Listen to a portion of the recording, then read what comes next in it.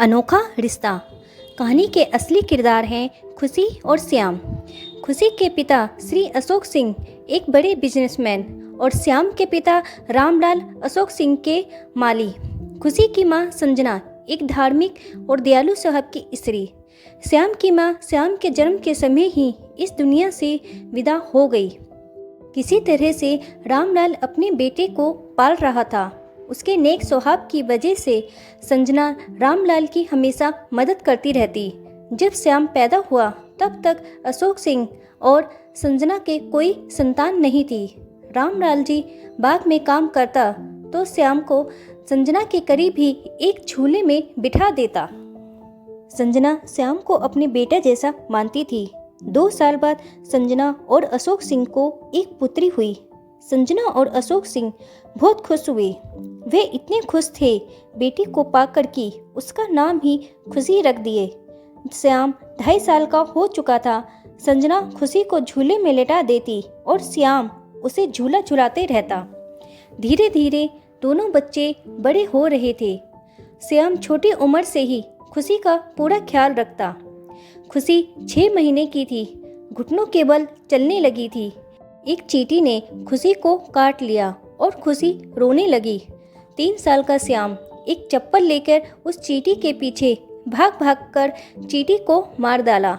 घुटनों के बल चलते चलते जहाँ पर खुशी बैठती, आसपास में अगर कोई चोट लगने वाली चीज़ रहती, श्याम झट से उसे हटा देता।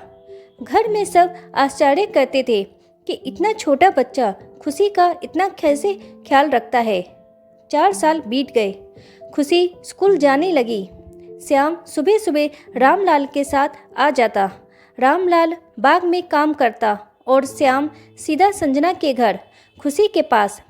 दुनिया की सुबह सूर्य उगने से होती है तो श्याम की सुबह खुशी को देखने से। खुशी स्कूल जाने लगी। रामलाल खुशी को स्कूल पहुंचाने जाता, साथ साथ श्याम भी जाता।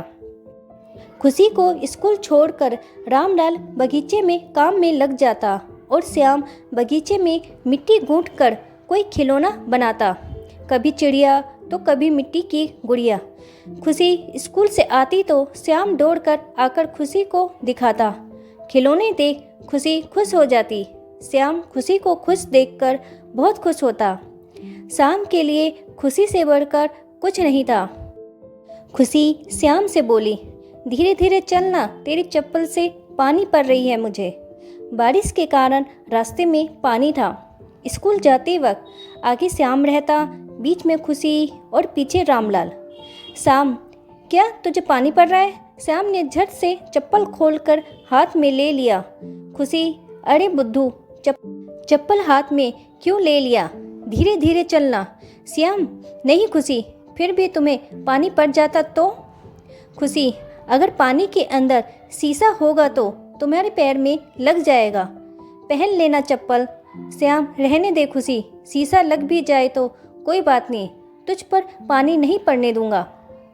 पीछे रामलाल दोनों बच्चों की बातें सुनकर हंस रहा था। जब तक खुशी स्कूल में रहती, श्याम मूर्ति बनाकर दिन भर इधर उधर घूमता रहता।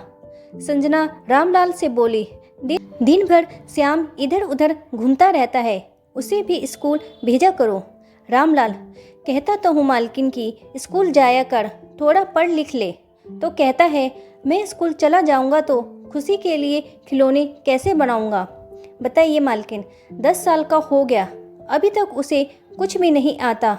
संजना, स्कूल नहीं जाना चाहता तो शाम को खुशी के लिए जो ट्यूशन टीचर आते हैं उन्हीं के पास कहो बैठने के लिए, कुछ तो पढ़ना लिखना सीख जाएगा। रामलाल, ठीक है मालकिन, कहूँगा बैठने के लिए, बैठ जाए तो ठीक है। श्याम खुशी के साथ बैठकर पढ़ने के नाम से ही खुश हो गया। खुशी जब तक ट्यूशन पढ़ती थी, श्याम उससे दूर बैठा रहता। अब खुशी के साथ बैठेगा, उसे दूर नहीं बैठना पड़ेगा। इससे ज़्यादा खुशी की बात और क्या हो सकती थी श्याम के लिए। दोनों साथ ट्यूशन पढ़ने लगे। अब खुशी मैट्रिक में पहुंच गई थी। अशोक सिंह रामलाल से बोले, श्याम स्कूल तो गया नहीं है, लेकिन प्राइवेट से उसे मैट्रिक की परीक्षा दिलवा दो। रामलाल बोला, जैसा आप लोगों को सही लगे मालिक। श्याम परीक्षा देने के लिए तैयार तो हो गया, लेकिन उसे पढ़ाई में मन ही नहीं लगता था, क्योंकि अब खुशी के स्कूल में भी सहेलियां बन गई थी। स्कूल से आने के बाद खुशी श्याम से अपने स्कूल के सहेलियों की कितनी सारी कहानियां बताती।